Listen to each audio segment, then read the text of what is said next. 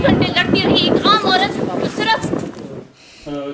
बोला है कि वो शिव के अवतारित हुए हैं, तो किस तरह से देखते हैं उनका इस तरह का जो बयान जो है? देखिए, माननीय सुरेश भारद्वाज जी हमारे बड़े माननीय सम्माननीय मंत्री हैं और वैसे भी मेरा गृह इलाका है रोडू से संबंध रखते हैं, तो हमारे तो जो है कुल पुरोहित है, तो मैं तो उनका बहुत मान सम्मान करता हूँ। मगर इस तरह की जो भविष्यवाणी समय समय पर करते रहते हैं, मैं समझता हूँ कि राजनीतिक जीवन में रहते हुए इस तरीके की बयानबाजी जो है वो उनको क्या किसी को भी शोभा नहीं देता है। हम भी देश के माननीय प्रधानमंत्री श्री नरेंद्र मोदी जी का बहुत मान सम्मान करते हैं। वो दूसरी बारी पर देश के प्रधानमंत्री बने हैं, पूर्ण बहुमत से बने हैं, और वो केवल भाजपा के नहीं हमारे भी प्रधानमंत्री हैं और हम उनका पूरा मान सम्मान करते हैं। मगर जिस तरीके से सुरेश भारद्वाज जी ने मैं समझता हूँ कि अंधभक्त की श्रेणी में अपने को सबसे ऊपर लाने के लिए ये बयान पिछले कल जो दिया, ये बहुत दुर्भाग्यपूर्ण है, क्योंकि इस तरीके का बयान आम आदमी को तो वैसे ही पसंद नहीं आएगा, मगर अगर माननीय प्रधानमंत्री भी इस बयान को सुनेंगे, मैं समझता हूँ कि उनको भी इस तरीके की चाटुकारिता से जो है वो चीज़ पसंद नहीं आएगी। मुझे लगता है कि पिछले 2-3 दिन पहले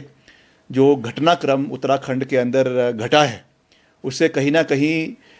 मुख्यमंत्री बनने का जो एक जो है मुख्यमंत्री बनने की खुजली कई मंत्रियों के अंदर जो है वो लगनी शुरू हो गई है, और उसी का ये परिणाम है कि इस तरीके की बयानबाजी शुरू हो गई है कि जैसे वहाँ पे रावत जी को बदला गया, वैसे यहाँ पे जयराम जी का भी पत्ता कट सकता है। उस चीज़ को मद्देनज़र रखते हुए शायद ये बयान दिया हो। ये तो वही कह सकते हैं कि किस सोच के साथ दिया है, मगर ये हम कह सकते हैं कि जयराम जी की कुर्सी बिल्कुल साफ़ है। अगले 2 साल तक तो कम से कम प्रदेश के मुख्यमंत्री जयराम ठाकुर ही रहेंगे। अनुराग ठाकुर को आपने चुनाव हुए, चुनाव के परिणाम आए नहीं थे, उससे पहले वो केदारनाथ की गुफा में जो है वो तपस्या में लीन रहे। तो अवतार और शिव जो है ये प्रतीक हैं, और अमृत मंथन से जो गर्ल प्राप्त होता है उसे शिव पीते हैं, जिससे सारी मानवता का कल्याण होता है। इसी तरह से